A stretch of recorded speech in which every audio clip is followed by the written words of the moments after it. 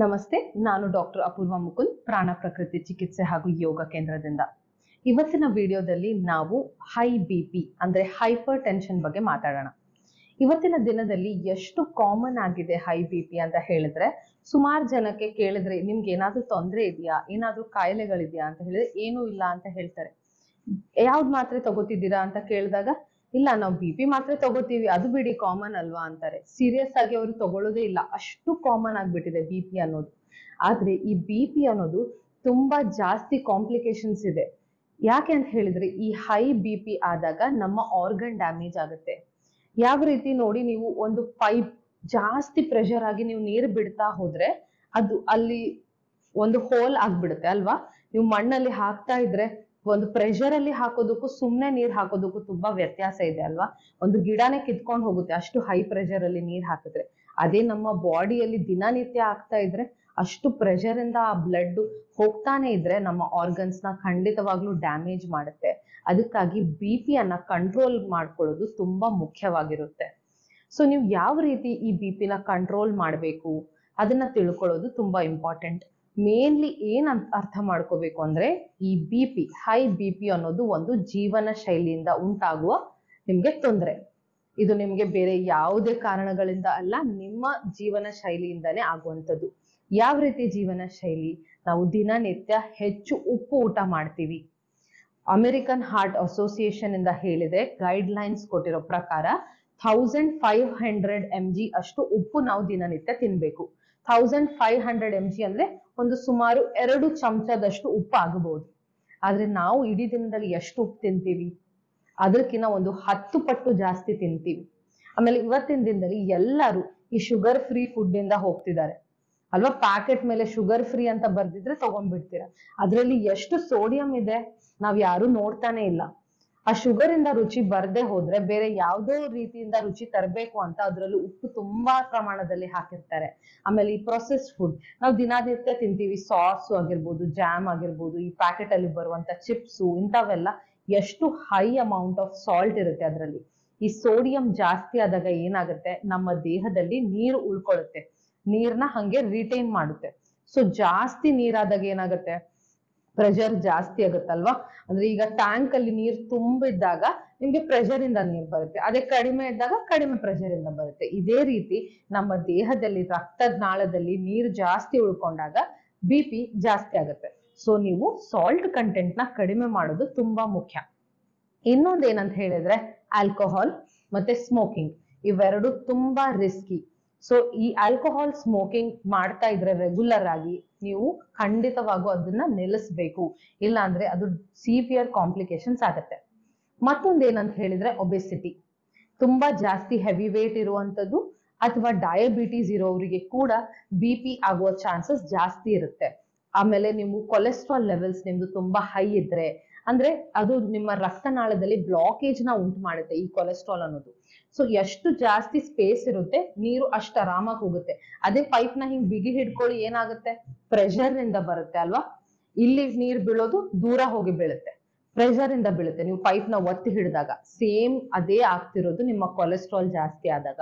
Cholesterol ಜಾಸ್ತಿ ಆದಾಗ ರಕ್ತನಾಳದಲ್ಲಿ ನಿಮ್ಗೆ ಪ್ಯಾಸೇಜ್ ನ ತುಂಬಾ ಕಡಿಮೆ ಮಾಡ್ತಿದೆ, ತುಂಬಾ ಸಣ್ಣಕ್ಕೆ ಮಾಡ್ತಿದೆ. ಅದರಿಂದ ಬಿಪಿ ತುಂಬಾ ಹೈ ಆಗ್ತಿದೆ.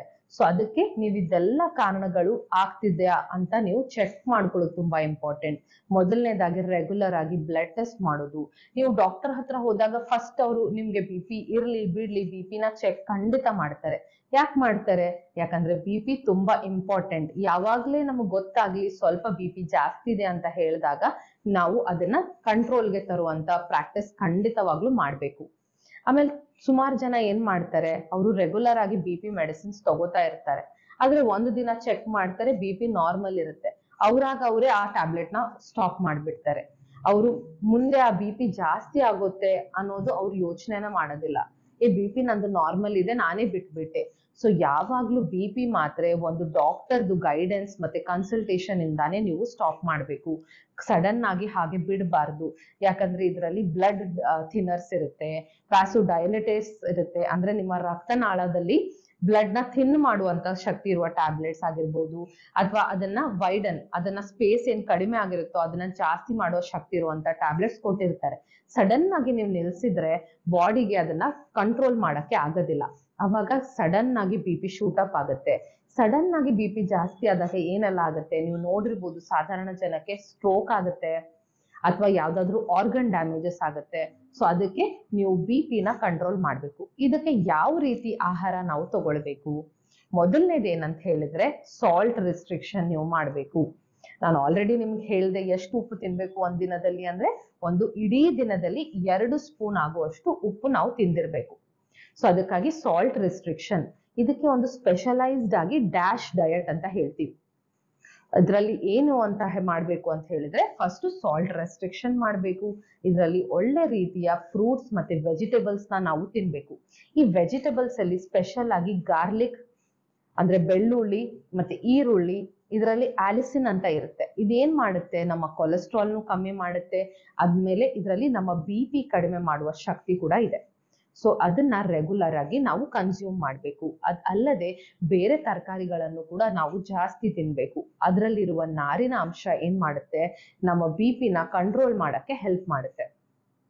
ಸೊ ವೆಜಿಟೇಬಲ್ಸ್ ಅಲ್ಲಿ ಸ್ಪೆಷಲ್ ಆಗಿ ಇನ್ನೊಂದು ಏನಂತ ಹೇಳಿದ್ರೆ ಬೀಟ್ರೂಟ್ ಅಲ್ಲಿ ನೈಟ್ರಿಕ್ ಆಕ್ಸೈಡ್ ಇರುತ್ತೆ, ನೈಟ್ರೇಟ್ಸ್ ಇರುತ್ತೆ. ಈ ನೈಟ್ರೇಟ್ಸ್ ಏನ್ ಮಾಡುತ್ತೆ, ನ್ಯಾಚುರಲ್ ಆಗಿ ಬ್ಲಡ್ ನ ಥಿನ್ ಮಾಡುತ್ತೆ ಮತ್ತೆ ವ್ಯಾಸೋ ಡೈಲಟೇಷನ್ ಮಾಡುತ್ತೆ. ನಾನೇನ್ ಹೇಳಿದ್ನಲ್ಲ, ಪ್ಯಾಸೇಜ್ ತುಂಬಾ ನ್ಯಾರೋ ಆಗಿದೆ, ಚಿಕ್ಕದಾಗಿದೆ, ಅದನ್ನ ಜಾಸ್ತಿ ಮಾಡಕ್ಕೆ ಹೆಲ್ಪ್ ಮಾಡುತ್ತೆ ಈ ಬೀಟ್ರೂಟ್ ಅನ್ನೋದು. ಸೊ ರೆಗ್ಯುಲರ್ ಆಗಿ ನೀವು ಬೀಟ್ರೂಟ್ ತಿನ್ಬೋದು ಅಥವಾ ಬೀಟ್ರೂಟ್ ಜ್ಯೂಸ್ ಕೂಡ ಕುಡಿಬಹುದು.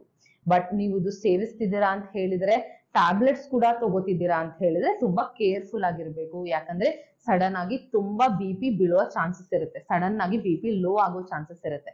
ಸೊ ನೀವು ಟ್ಯಾಬ್ಲೆಟ್ಸ್ ತಗೋತಿದ್ದೀರಾ ಅಂತ ಹೇಳಿದ್ರೆ ಒಂದು ಮಾಡರೇಟ್ ಅಮೌಂಟ್ಸ್ ತಿನ್ಬೇಕು. ದಿನನಿತ್ಯ ಒಂದು ಬೀಟ್ರೂಟ್ ಪಲ್ಯ ತಿನ್ಬೋದು. ರೆಗ್ಯುಲರ್ ಆಗಿ ಈ ರೀತಿ ಫುಡ್ ಅಲ್ಲಿ, ಸ್ಯಾಲಡ್ ಅಲ್ಲಿ ಈ ರೀತಿ ಇನ್ಕ್ಲೂಡ್ ಮಾಡೋದು ತುಂಬಾ ಒಳ್ಳೇದು. ಇನ್ನೊಂದೇನಂತ ಹೇಳಿದ್ರೆ ಪೊಟ್ಯಾಷಿಯಂ ರಿಚ್ ಫುಡ್ಸ್ ತಿನ್ಬೋದು. ಈ ಸೋಡಿಯಂ ಏನ್ ಮಾಡುತ್ತೆ, ನಮ್ಮ ದೇಹದಲ್ಲಿ ಹಾನಿ ಉಂಟು ಮಾಡುತ್ತೆ. ನಮ್ಮ ದೇಹದಲ್ಲಿ ನೀರ್ನ ಸ್ಟೋರ್ ಮಾಡುತ್ತೆ, ನೀರು ಜಾಸ್ತಿ ಮಾಡುತ್ತೆ ರಕ್ತನಾಳದಲ್ಲಿ. ಅದರಿಂದ ಬಿ ಪಿ ಹೈ ಆಗುತ್ತೆ. ಅದ್ರದ್ದೇ ಸೇಮ್ ಆಪೋಸಿಟ್ ಎಫೆಕ್ಟ್ ಇರೋದು ಪೊಟ್ಯಾಷಿಯಂ ಅಲ್ಲಿ. ಸೊ ಈ ಪೊಟ್ಯಾಷಿಯಂ ರಿಚ್ ಡಯಟ್ ತಿನ್ನೋದು ಕೂಡ ತುಂಬಾ ಇಂಪಾರ್ಟೆಂಟ್. ಪೊಟ್ಯಾಷಿಯಂ ಯಾವ್ದ್ರಲ್ಲೆಲ್ಲ ಇರುತ್ತೆ ಅಂದ್ರೆ ಬಾಳೆಹಣ್ಣಲ್ಲಿ ಇರುತ್ತೆ. ಬಾಳೆಹಣ್ಣಲ್ಲಿ ಒಳ್ಳೆ ರೀತಿ ಪೊಟ್ಯಾಷಿಯಂ ಇರುತ್ತೆ. ಸೊ ಯಾರಿಗೆಲ್ಲ ವೀಕ್ನೆಸ್ ಇದೆ, ಯಾರಿಗೆಲ್ಲ ಬಿ ಪಿ ತೊಂದರೆ ಇದೆ, ಅವರಿಗೆಲ್ಲ ದಿನನಿತ್ಯ ಒಂದು ಬಾಳೆಹಣ್ಣು ತಿನ್ನೋದು ತುಂಬಾ ಒಳ್ಳೆ ಅಭ್ಯಾಸ. ಇನ್ನೊಂದೇನಂದ್ರೆ ಎಳನೀರಲ್ಲಿ ಕೂಡ ಇದೆ. ಆದ್ರೆ ಎಳನೀರಲ್ಲಿ ಸ್ವಲ್ಪ ಅಮೌಂಟ್ ಆಫ್ ಸೋಡಿಯಂ ಕೂಡ ಇರುತ್ತೆ, ಆದ್ರೆ ಪೊಟ್ಯಾಷಿಯಂ ಸ್ವಲ್ಪ ಜಾಸ್ತಿ ಇರುತ್ತೆ. ಸೊ ಎಳನೀರು ನೀವು ದಿನಾಲು ಕುಡಿಬಹುದು, ಅಥವಾ ವಾರಕ್ಕೆ 1-2 ಸಲ ಕುಡಿದ್ರು ಕೂಡ ತುಂಬಾ ಒಳ್ಳೆ ಅಭ್ಯಾಸ. ಸೊ ಈ ಸೋಡಿಯಂನ ರಿಪ್ಲೇಸ್ ಮಾಡಿ ನೀವು ಪೊಟ್ಯಾಷಿಯಂನ ನಿಮ್ಮ ಡಯಟ್ ಅಲ್ಲಿ ಚೆನ್ನಾಗಿ ತಗೊಳ್ಳಿ. ಅದ್ರ ಜೊತೆಗೆ ನೀವು ಕೊಲೆಸ್ಟ್ರಾಲ್ ನ ಕಡಿಮೆ ಕಂಟ್ರೋಲ್ ಅಲ್ಲಿ ಇಡಬೇಕು. ಕೊಲೆಸ್ಟ್ರಾಲ್ ಕಂಟ್ರೋಲ್ ಅಲ್ಲಿ ಇಟ್ಟಾಗ ನಿಮ್ಮ ಬಿ ಪಿ ಕೂಡ ಕಂಟ್ರೋಲ್ ಅಲ್ಲಿ ಇರುತ್ತೆ. ಸೊ ಕೊಲೆಸ್ಟ್ರಾಲ್ ಹೇಗೆ ಕಮ್ಮಿ ಮಾಡ್ಕೋಬೇಕು ಆಲ್ರೆಡಿ ಡೀಟೇಲ್ ಆಗಿ ಇನ್ನೊಂದು ವಿಡಿಯೋದಲ್ಲಿ ಆಲ್ರೆಡಿ ಎಕ್ಸ್ಪ್ಲೇನ್ ಮಾಡಿದೀನಿ.